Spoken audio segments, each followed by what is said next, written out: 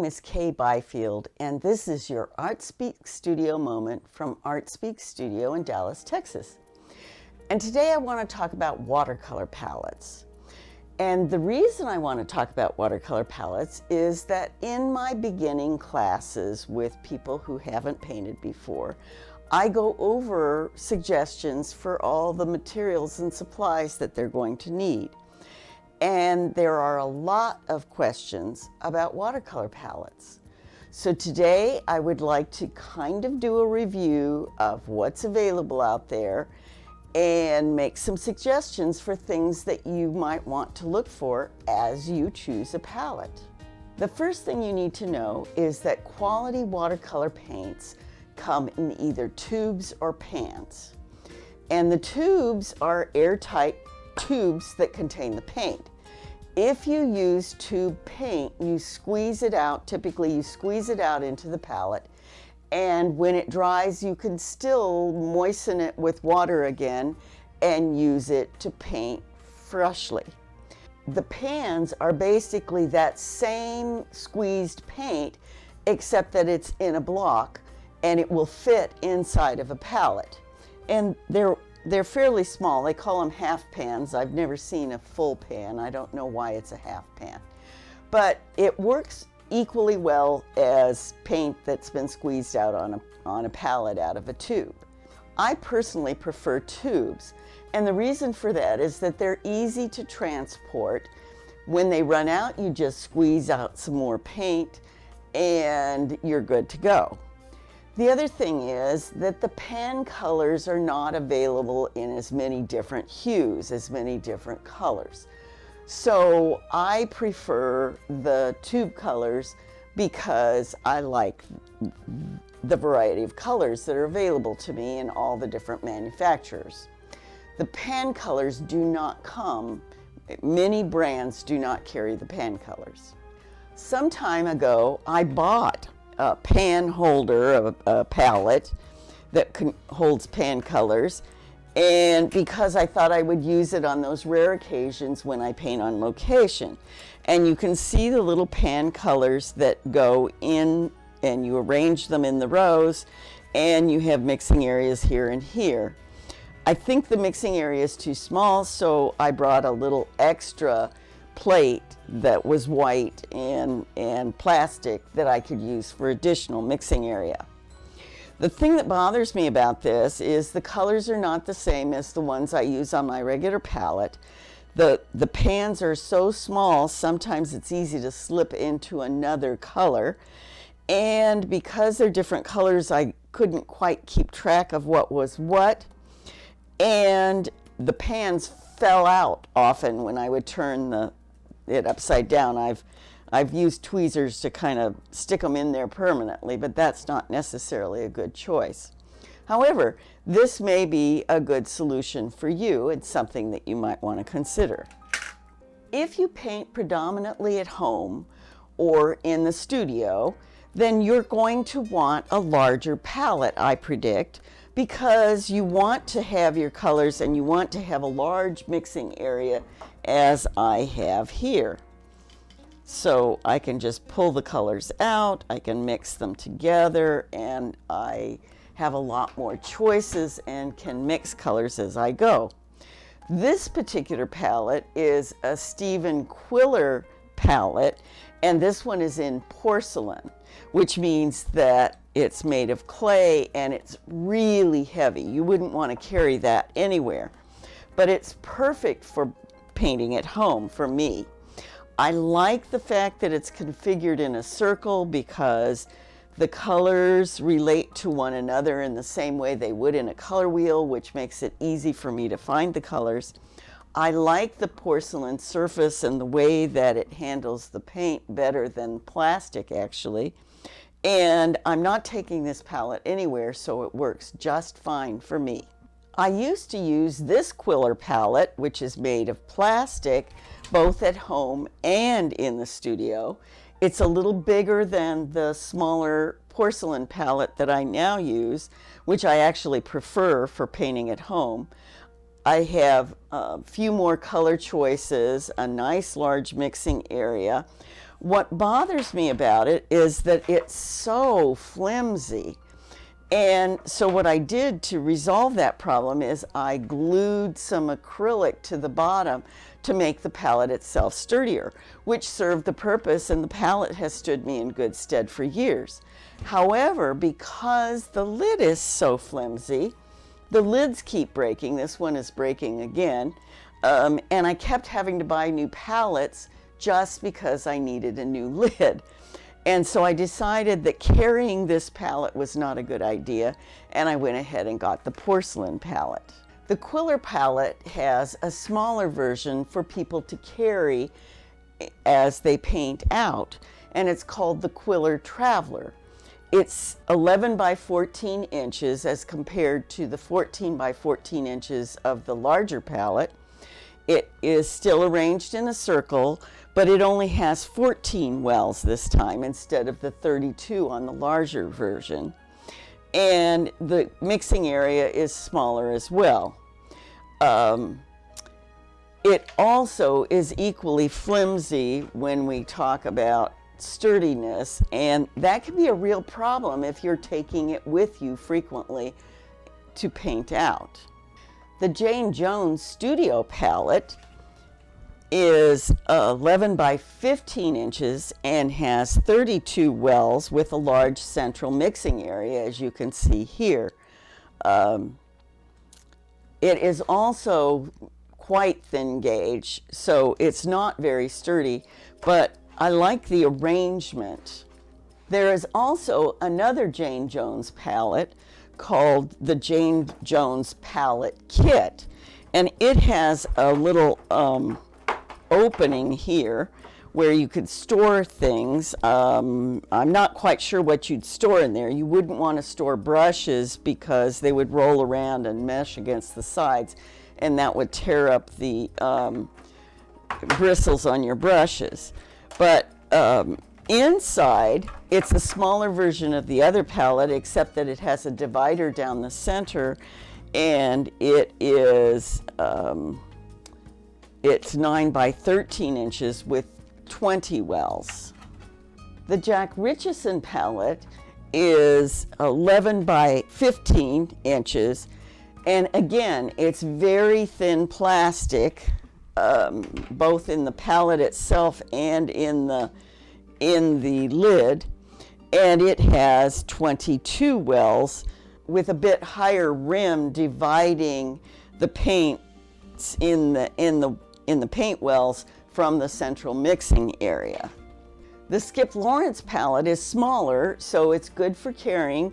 It's 9.5 by 14 inches, and it's arranged quite differently. It's a little bit sturdier than the others we've looked at so far, and it's ranged with the central mixing area with no rim to divide the paints from the central area.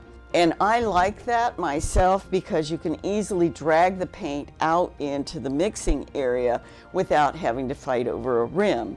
However, some people like to keep their paints very separated from one another, and so this wouldn't be a good choice for them. Cheap Joe's watercolor palette is of much sturdier plastic, and it measures 9.5 by 14 inches, has a pretty deep well and a divider down the center, but because it's so much sturdier, it can be a good choice for some artists. So when I decided that I didn't want to keep replacing lids for my Quiller palette, I chose the Masterson Aqua Pro watercolor palette, and I prefer this one to take to my classes. It's very sturdy. It would take a lot to break this in any way. Both the lid and the palette itself are very sturdy. It measures 15 by 11 inches with a large mixing area, but the mixing area is divided into sections, which some artists would really like. It isn't my personal preference. I like to be able to drag the paints easily from one puddle in the mixing area to the next.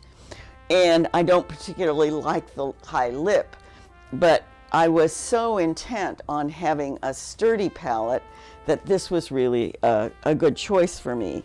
This doesn't begin to exhaust the choices that are available among watercolor palettes. These are just some of the palettes that I bought to show students the range of watercolor palettes that are available so that they would have an easier time shopping for the materials and the supplies that they need as they begin their watercolor journey. So here's some questions that you should ask yourself as you begin to search for a new watercolor palette. The first question is, are you going to be using the palette predominantly in the studio, in your home, or are you going to be carrying it out on location a lot?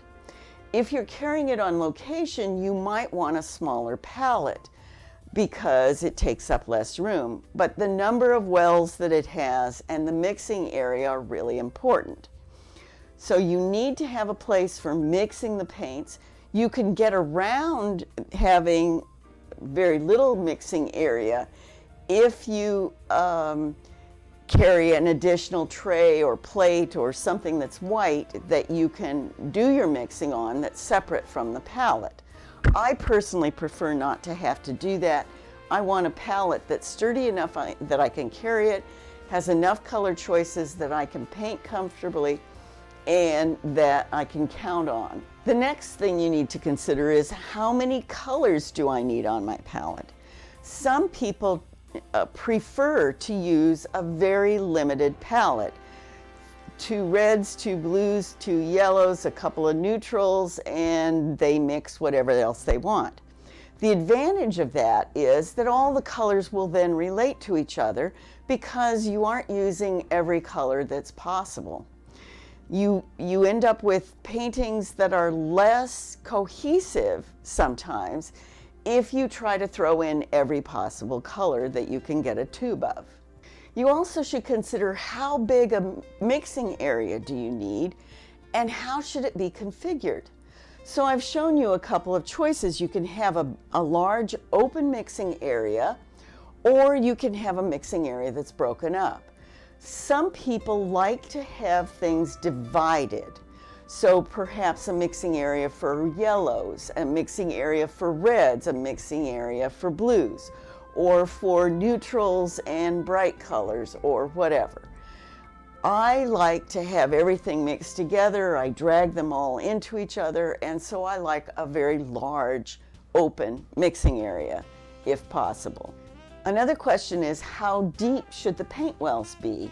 Personally, I don't like deep paint wells. They collect water, which dilutes the paint and makes it more difficult for me to control how much paint and how much water there is. Also, it's harder for me to dig out the paint from inside the paint well. I prefer something that's really flat, and in fact, I don't even really want a rim on my paint well. If I could, that would be what I would design for myself. So you need to think about what your sensibilities are, your personality, your intentions, and how you think and work, and that will help you choose what kind of a palette works the best for you. Another question you should ask is, should the palette be flat or should it have hinges? If you choose a hinged palette, the idea is that you can close it up and you can keep your paints from running. However, in my experience, even the ones that say that they're airtight will leak if they're turned on their side when the paint inside is still running. So as you choose your palette, think about whether you want one that folds up or has a separate lid. This palette I took with me to Greece. It immediately, the yellow ran all over everything in my luggage, and I was very sorry. I would have done better with a flat palette with a lid, and then I would have remembered and known that it was going to run, and I would have handled it accordingly. The last question you might want to ask yourself is, how should the paint wells that separate each hue from each other, how should those be arranged? I personally prefer to have the wells on the perimeter of the palette with a mixing area in the center. But there are palettes that have rows of colors and a different mixing area. And I don't personally like those because I don't think I can think of a logical way to arrange the paints so that it makes sense for me and I can, without having to think a lot, reach for the color I want and pull it into the palette. I like to be able to arrange the palette so that it is similar to a color wheel, and then everything is logically arranged. We've looked at a lot of palettes today, but these are only the ones that I happen to have on hand. If you're looking for palettes, you might want to go and check them out online, see what's available. The downside to that is that they don't show you how thick they are. And I picked the Masterson's palette because I went into the retail store and I actually checked how heavy the palette was, because that was my primary concern.